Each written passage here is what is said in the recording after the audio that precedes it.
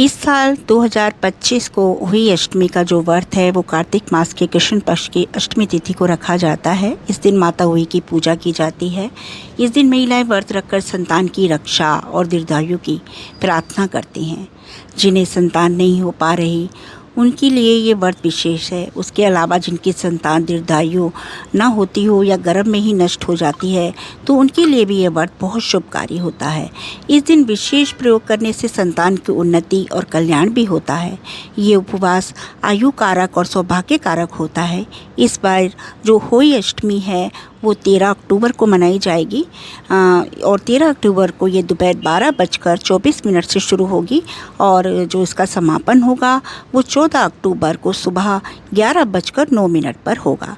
इस दिन पूजन का जो शुभ मुहूर्त है वो 5:53 से लेकर शाम 7:08 तक रहेगा।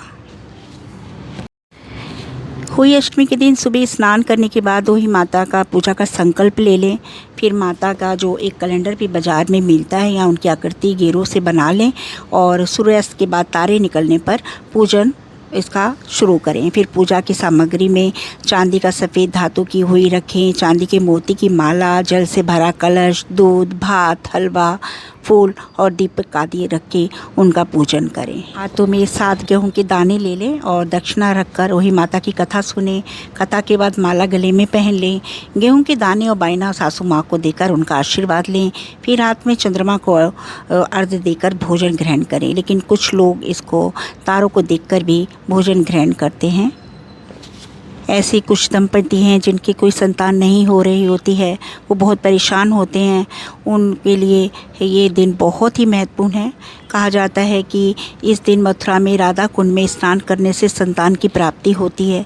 इस दिन संतान प्राप्ति के इच्छुक दंपति मथुरा में स्थित राधा कुंड में डुबकी लगाएं और पूजा करें और कुष्मांड अर्पित करें।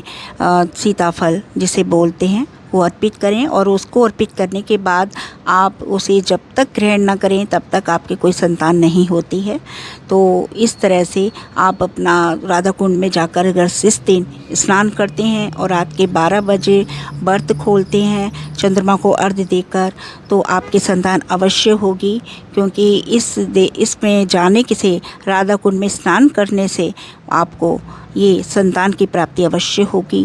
क्योंकि ऐसा वहाँ पर सभी जाते हैं और उनकी संतान होती भी है और इसलिए उसकी महत्ता बहुत है।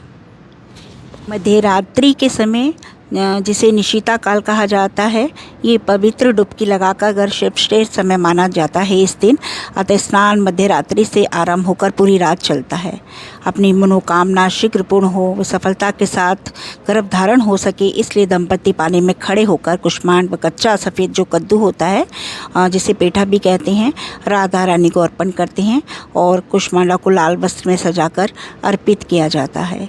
इस तरह से जोड़े को अपनी जो भी मन्नत में पूर्ण हो जाती है और जब फिर वो अपना आभार प्रकट करने हेतु राधा कुंड में पुण्य यात्रा करते हैं, डुबकी लगाकर राधा रानी के प्रति धन्यवाद प्रकट करते हैं। जय श्री कृष्णा, राधे राधे।